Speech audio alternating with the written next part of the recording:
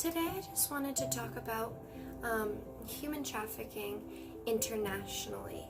Many people know that I am a human trafficking advocate for survivors, and I just wanted to kind of explain how that looks overseas. Let's take a look at Panama. Panama has a lot of expats, especially on Bocas del Toro, and I'm really only going to talk about Bocas del Toro as well as the Darien Selva or the Darien Jungle, because these are the two places in which I started to do a lot of my human trafficking research. The United States of America is the #1 country for human trafficking, specifically with the form of sex trafficking. So with the influence of lots of expats being in Panama, there's a huge problem with human trafficking. In Bocas del Toro, many expats set up tourism things in order to bring in local prey. I talked with many expats who were open about their pedophilia acts. There was one couple who would work together in finding children in which to prey upon and perform sexual acts with these children together. They had a horseback riding clinic that taught local children how to horseback ride for very cheap or for work exchange for their parents.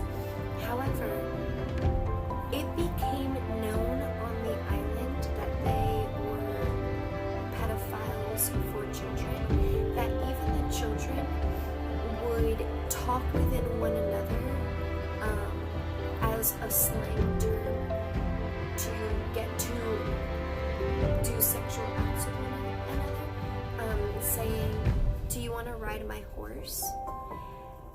Another expat in which I knew down in Bocas del Toro who told me and showed me how he has paid off so many police officers in the area so that he can perform these sexual acts with children.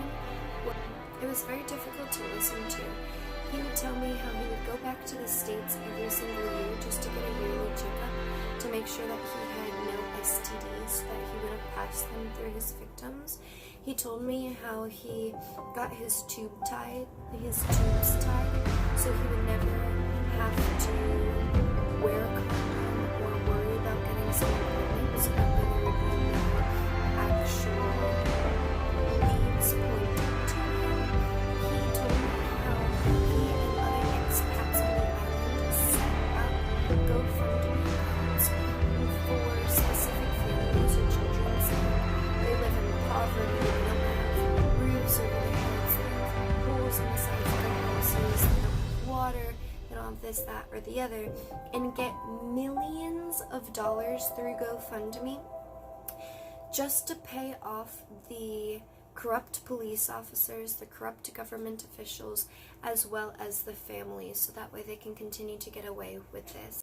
This expat had so many pictures of several children at once on his device.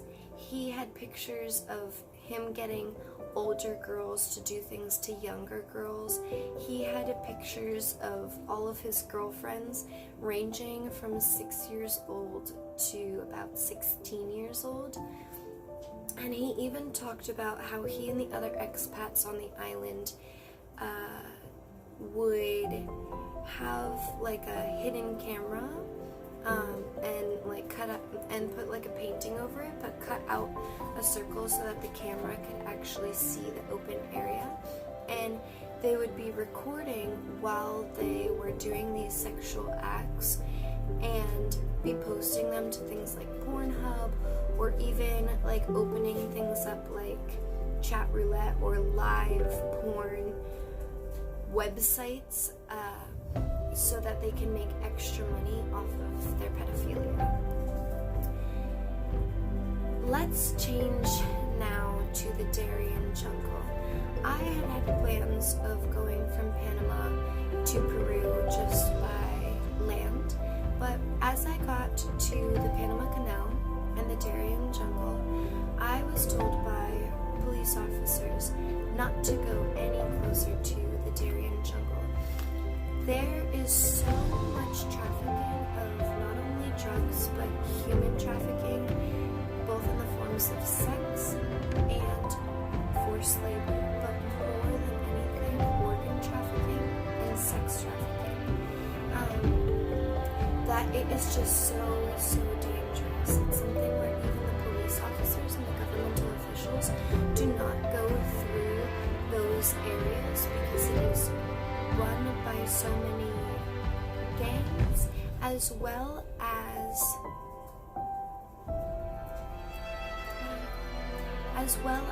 guerrillas.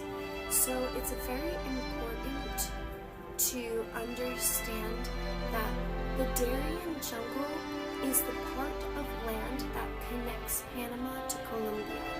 But the Amazon jungle that starts in Brazil literally goes through Venezuela, Colombia, a little bit of Ecuador, a lot of Peru, and that's it.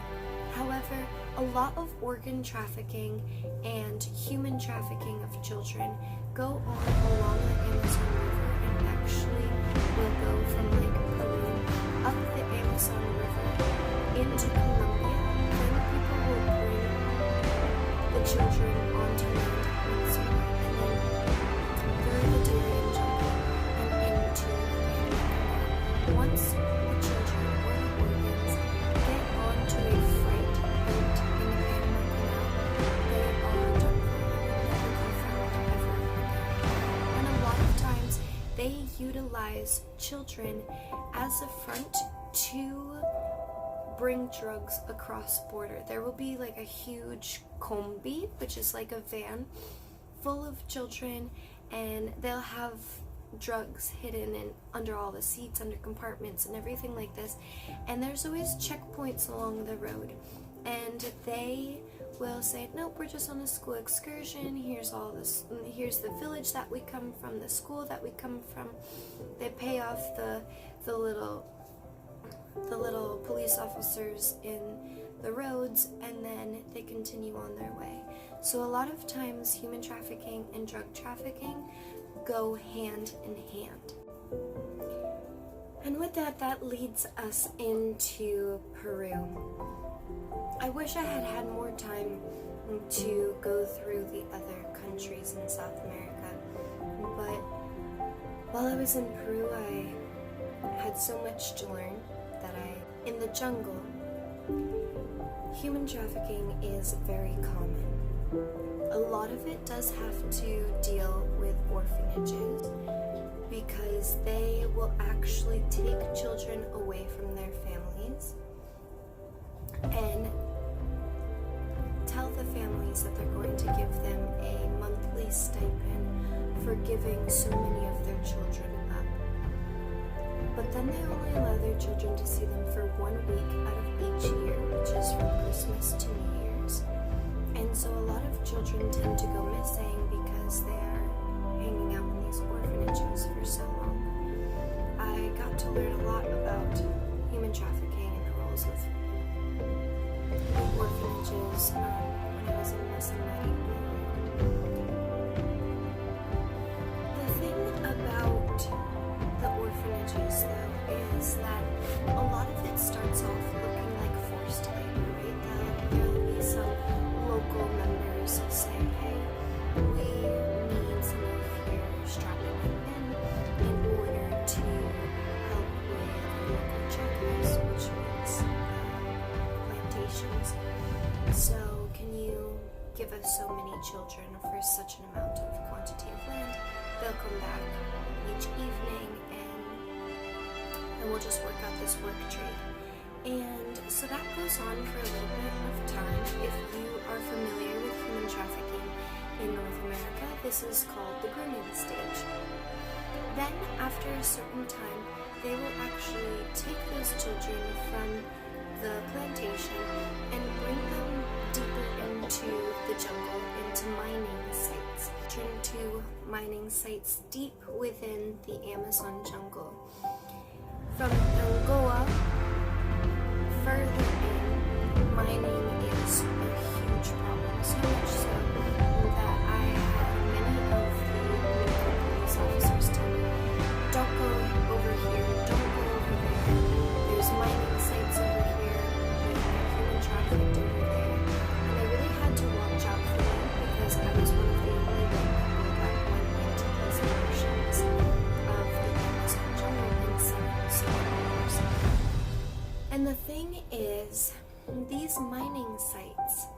from an ecological standpoint, are so harmful to the Amazon jungle. Not just because they're killing over 400 hectares, which is about 800 acres of forest land for mining, but it bleaches the soil, it kills all of the ecosystems and deteriorates all the habitats for so many of the animal life. But it also becomes a hub for local human trafficking.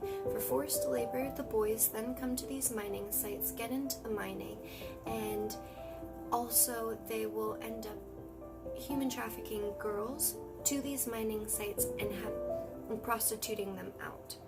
While I was in Masamari, there were often times where we would find young girls who just had a little baby bump and would be on the side of a river with their hands burned, their feet burned, and their tongues cut. This was very, very common down there. It's very hard to be a white person in the Amazon jungle because there is a lot of racism that comes with that. There are two racist terms down there to call a white person, which is just like the scum of the earth. It is either pelacara or pistaco. Pelacara is the Spanish word, and it translates to peeled faces. Pistaco means the same thing, it's just an indigenous tongue. And both of these are direct connotations for white people, and it means human trafficker or organ trafficker. It denotes every white person as a person who comes into the jungle, rips open children's abdomen, takes out their organs, stuffs them full with money, and leaves them on the side of a river or outside of an indigenous community as compensation for their child's life. Those indigenous villages that are along the Amazon River are victims so much more because there will be pistacos, pelacanos, white people who go along the river on their boats, get off, take a child, either take them for the human trafficking or cut them open, leaving them half dead, full of money, and put them back on the side of the river, take it up in their boat, and like I said, it can go across borders, it can go up to the Darien jungle, and they could just be gone forever. So, to be called such words is so soul-breaking. When I first got into Masamari, people often told me that these children were being found on the side of the river, and they would come to my house. They would come to my house and think that I was the one who did these things, which was one of the reasons why I really started to gain more momentum and understanding all the ways that human trafficking is seen in South America. I was in a lot of indigenous villages where there were really mostly hunter and gatherers. They would just be nomadic tribes, and so I would be the first white person that they would see. They ended up telling a lot of the villages around that there was a human trafficking person there. There was a white person, a pelacara, a pistaco nearby, and a lot of people were afraid of me. A lot of children would be in absolute terror just at the sight of me. And so it was something where I had to work with the families in order to try and kind of heal this trauma nationally, to explain that not all white people are like that. Just like not all white people are seen as these easy people you can take to bed. And so to go through all this work was very difficult. I had to have a lot of support from the police and from the guerrillas to help me see the true colors of human trafficking in South America.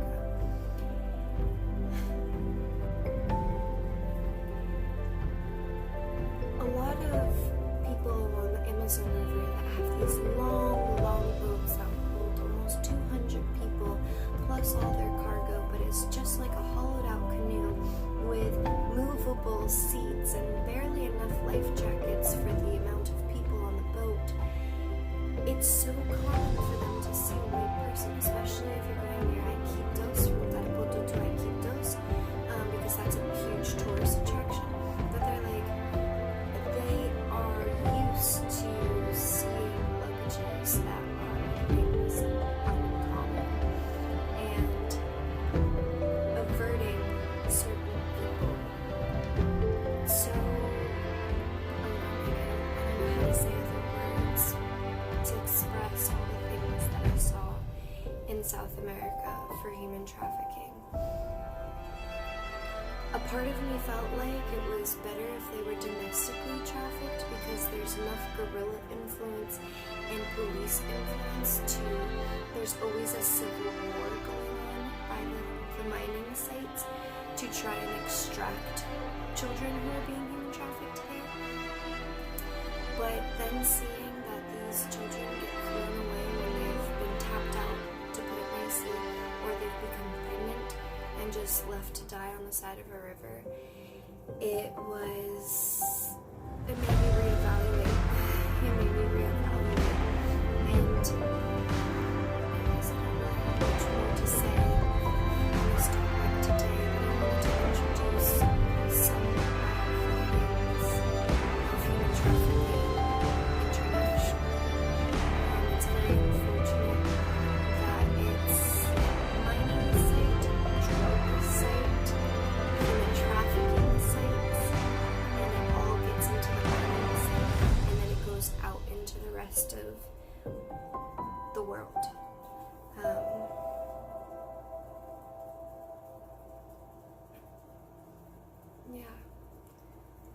The exploitation of the Amazon rainforest is just as much the exploitation of the Amazonian people.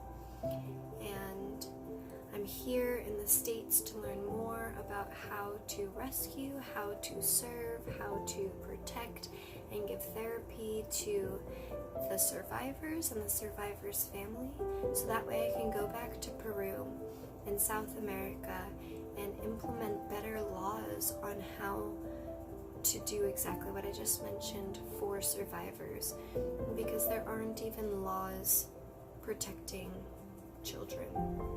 There aren't even foster care or child welfare systems set up down there, so these children that are just in orphanages just live in an orphanage until they turn 18 and then they're turned back out into society. So if you have questions about international human trafficking, or even local human trafficking in the United States, please reach out to me. If you know of an organization who is looking to support nonprofits across borders to help survivors, please let me know, as I'm trying to grow and expand and serve the people who treat